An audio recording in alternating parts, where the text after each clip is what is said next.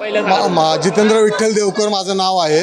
मी पुण्यावरनं आलो आहे आणि आज गुरुपौर्णिमेनिमित्त माझं आज इतकं छान दर्शन झालं.